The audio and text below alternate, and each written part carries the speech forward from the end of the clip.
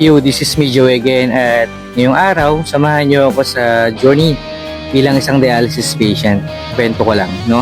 Hindi madali, pero kaya. Ano nga ba ang dialysis?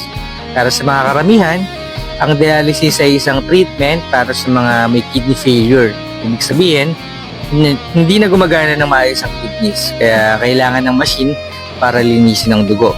Parang artificial kidney to. Tinatanggal niya yung toxin, sobrang tubig at basura sa dugo namin or natin. Ano nga ba ang dalawang uri ng dialysis? Kasi may klase yan eh. Hemodialysis at peritoneal dialysis. Hemodialysis, dito nakakabit ka sa machine 3 times a week. Usually 4 hours bawat session. Kapagod, di ba?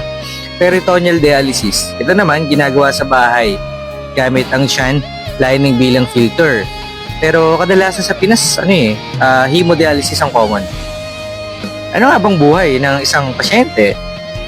Kami, alam mo ba, mahirap ang dialysis life. Hindi lang physical, pati emotional, mental at financial struggle din. Of course, tuwing session, tusok ulit.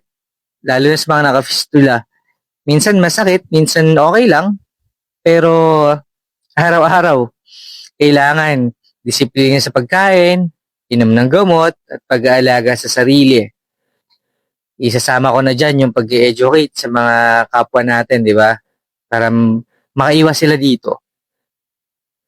Diet at gamot, sa totoo lang maraming bawal. Limitado ang potassium, phosphorus at fluid intake. Limit ang sabaw, prutas na mataas sa potassium at mga pagkain na maalat.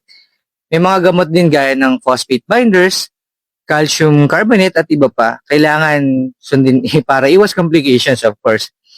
Mensahe ko para sa mga kapwa pasyente, sa mga kapwa kidney warriors, kapit lang. Hindi tayo nag-iisa. Magpahinga kung pagod pero huwag susuko. Kung ikaw naman ay may healthy kidney, please, alagaan mo na habang maaga pa. Iwas sa sobrang alat, soft drinks, at self-medication. Okay?